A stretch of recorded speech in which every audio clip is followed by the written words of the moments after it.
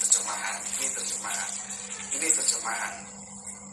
Kita orang-orang ini tontonnya tak pelajari.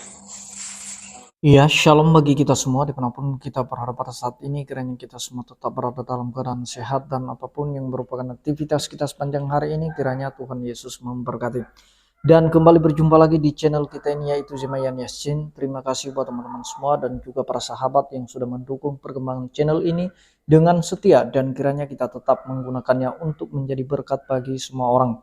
Nah teman-teman, pada video kali ini saya menanggapi pernyataan dari seorang ustadz yang namanya Ustadz Subandi, ya, dimana dia berkata bahwa kita sebagai orang muslim bangga karena kita punya original teks, sedangkan orang Kristen itu tidak punya original teks, tetapi yang mereka miliki adalah terjemahan.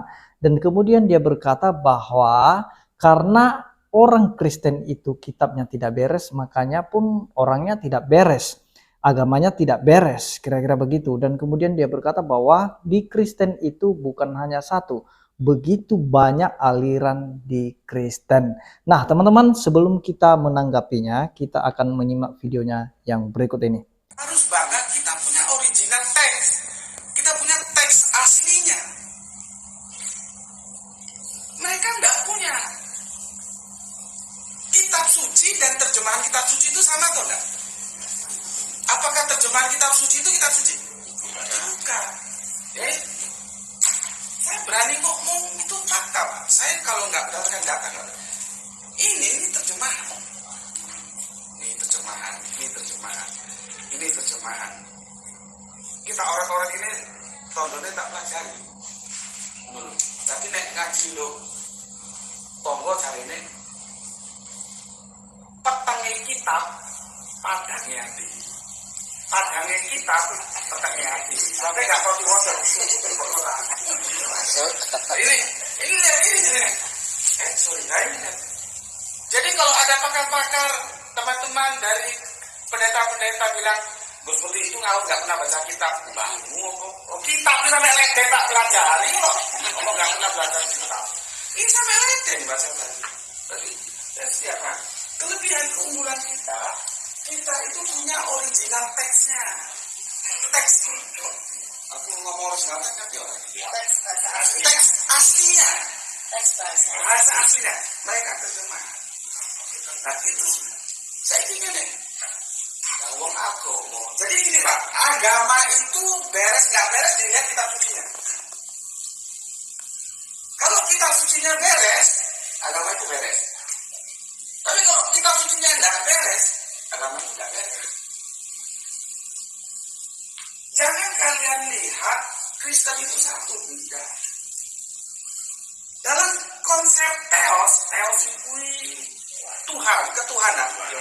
Mereka itu berbeda 3 kelompok besar. Tritunggal. Terus orang sing tunggal. Sampai dia. Tunggal itu diwakili oleh Kristen Tauhid, Saksi Yehova, ya. Terus ada lagi Tritunggal, Tunggal, Sabelia, terus sing rada anyar iki Wanes itu Sabelia itu berkembang lagi ya. Jadi Gusti Allah itu beda. Enggak, kita aliran apa saja, bakon iki, bakon itu. Gusti Allah itu beda. Satu kitab Gusti Allah ini iso telu iku lho, apa mikire, Pak? Coba nek itu. Coba. Masalah bahaya. Oke, ya. Nah, jadi itu dia videonya teman-teman ya. Kita sudah mendengarkan apa yang disampaikan oleh Subandi ini, di mana dia berkata di hadapan jemaatnya dan juga teman-teman ustadznya, dia berkata bahwa kita ini bangga sebagai orang muslim karena kita punya original teks, sedangkan orang Kristen itu mereka punya terjemahan, dan terjemahan itu sebenarnya tidak layak disebut sebagai kitab suci. Karena itu terjemahan. Sebenarnya yang dikatakan kitab suci itu adalah original teksnya. Kira-kira begitu maksudnya Ustadz Subandi ini. Nah teman-teman, yang perlu kita perhatikan, yang mau saya sampaikan kepada teman-teman semua, bahwa agama manapun itu yang namanya autograf atau naskah yang ditulis oleh nabi itu sendiri itu sudah tidak ada. Baik itu di agama mereka maupun di agama kita Kristen. Tetapi yang kita miliki sekarang ini adalah manuskrip, salinan dari autograf itu, salinan dari tulisan langsung para nabi itu. Nah, jadi yang mau saya sampaikan di sini teman-teman, bahwa jangan sampai dengan sombongnya kita mengatakan bahwa oh kita yang punya original teks, orang Kristen tidak punya. Nah, sedangkan juga kitab mereka teman-teman, kalau misalnya teman-teman lihat, itu ada yang namanya terjemahan di kitab mereka. Dan bukan hanya bahasa aslinya saja. Demikian Kristen, dalam salinan, dalam manuskrip itu ada yang namanya teks aslinya, bahasa aslinya teman-teman ya. Tetapi itu salinan. Dan kemudian kenapa Alkitab itu diterjemahkan ke dalam berbagai bahasa, supaya setiap orang yang membacanya, setiap orang yang memahaminya itu bisa benar-benar tahu apa maksud dari kitab itu sendiri, dari isi kitab suci itu. Karena orang Kristen lebih mengutamakan yang namanya pengertian terhadap isi kitab sucinya. Apa yang ditulis oleh kitab suci itu harus dimengerti, jangan sampai tidak dimengerti. Dan karena begitu banyak bangsa di dunia ini dan juga bahasa, oleh karenanya maka perlu terjemahan, diterjemahkan. Sekalipun sudah diterjemahkan di berbagai bahasa, namun itu tidak mengubah makna dari apa yang tertulis, apa yang dimaksud di dalam teks aslinya atau dalam bahasa aslinya. Nah, jadi untuk apa kita hanya mengerti huruf-hurufnya, hanya tahu huruf-hurufnya, tetapi kita tidak mengerti maksud dari ayat dalam kitab suci itu. Jadi itu sebabnya orang Kristen itu mengutamakan yang namanya pengertian, bukan mengutamakan yang namanya hafalan, bukan menghafal kata-katanya lalu tidak mengerti apa maksud dan artinya. Nah, itulah sebabnya Alkitab itu diterjemahkan di berbagai bahasa teman-teman ya. Jadi itu sudah jelas, jangan sampai dengan bangganya, dengan sombongnya dia mengatakan, oh kita yang punya original teks. Orang Kristen tidak punya original teks. Dan itu tidak layak dikatakan kitab suci. Karena itu terjemahan. Nah, saya mau katakan teman-teman, Subandi ini dia tidak mengerti apa yang dimaksud kitab suci. Apa artinya kitab suci? Apa itu kitab suci? Nah, kapan kitab itu dikatakan suci? Ketika ada penyataan-penyataan Allah di dalam kitab suci itu yang diceritakan, seperti misalnya Alkitab, yang dimana di dalamnya itu penyataan Allah bagi bangsa Israel, bagi raja-raja, bagi para nabi, bagi hakim-hakim, dan lain sebagainya.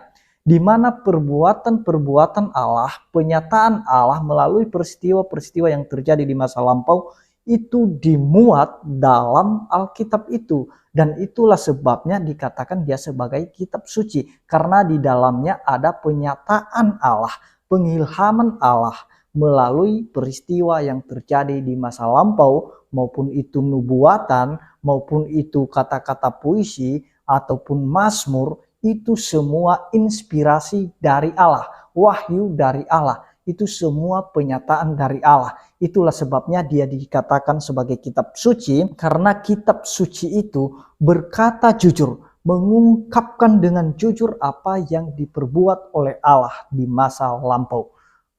Nah, jadi itu sudah jelas teman-temannya, maupun juga perbuatan Allah yang sekarang dan seterusnya. Itu sudah dimuat teman-teman. Baik yang terjadi, sedang terjadi, yang akan terjadi, dimuat, disingkapkan di dalam kitab suci itu sendiri. Itulah sebabnya dia dikatakan sebagai kitab suci. Jadi Ustadz Subandi ini dia mengartikan kitab suci itu, dia mendefinisikan kitab suci itu dari sudut pandang agamanya.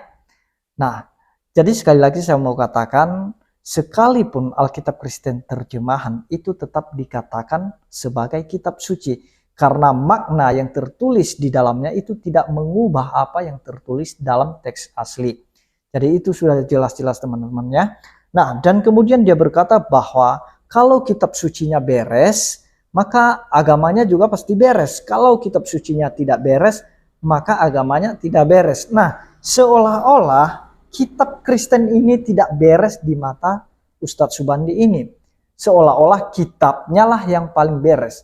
Ya kalau misalnya dia menganggap kitabnya yang paling beres, ya silakan saja sih. Bagi kita orang Kristen itu tidak masalah. Mau dia katakan kitabnya yang paling benar, mau dia katakan kitabnya yang paling suci, dan lain sebagainya. Ya terserah dia, itu haknya. Tetapi jangan kemudian itu menuduh, memfitnah kitab orang lain tidak beres. Nah, jadi ini kesalahan dari Subandi ini. Dia memandang kitab suci Kristen dari sudut pandang agamanya. Ya jelas keliru dong. Alkitab Kristen itu tetap dia dikatakan sebagai kitab suci karena Allah mengilhamkan, mewahyukan, menyatakan sesuatu kepada para penulis supaya mereka menulis apa yang terjadi, yang sedang terjadi, dan yang akan terjadi. Itulah sebabnya dikatakan dia sebagai kitab suci karena segala sesuatu disingkapkan di dalam kitab itu. Dan kemudian teman-teman dia berkata bahwa Kristen itu banyak sekali alirannya, bukan hanya satu. Nah, seolah-olah Subandi ini dia menuduh Kristen banyak aliran dan kemudian agamanya hanya satu aliran. Nah, inilah Subandi ini yang memang tidak mengerti, tidak paham agama orang lain dan kemudian lupa dia tentang agamanya, kalau agamanya juga begitu banyak aliran. Nah, harusnya dia bisa koreksi dirinya. Oh, agama kami juga banyak alirannya. Nah, kita tidak bisa sebutkan satu persatu aliran dari agama mereka itu. Cukup banyak. Nah, yang namanya agama pasti ada yang namanya beda-beda pemahaman. Tetapi bagi Kristen, Yesus itu tetap Tuhan. Itu tidak berubah. Itu sudah jelas. Kecuali saksi Yehova yang tidak mengakuinya. Nah, jadi teman-teman, kalau misalnya kita mendengarkan ustadz-ustadz yang seperti ini, ya kita juga tahu kalau dia memang minim pengetahuan tentang agama Kristen. Jadi kita maklum, ya yang menjadi tanggung jawab kita, tugas kita, ya kita harus memberitahukan secara garis besarnya saja.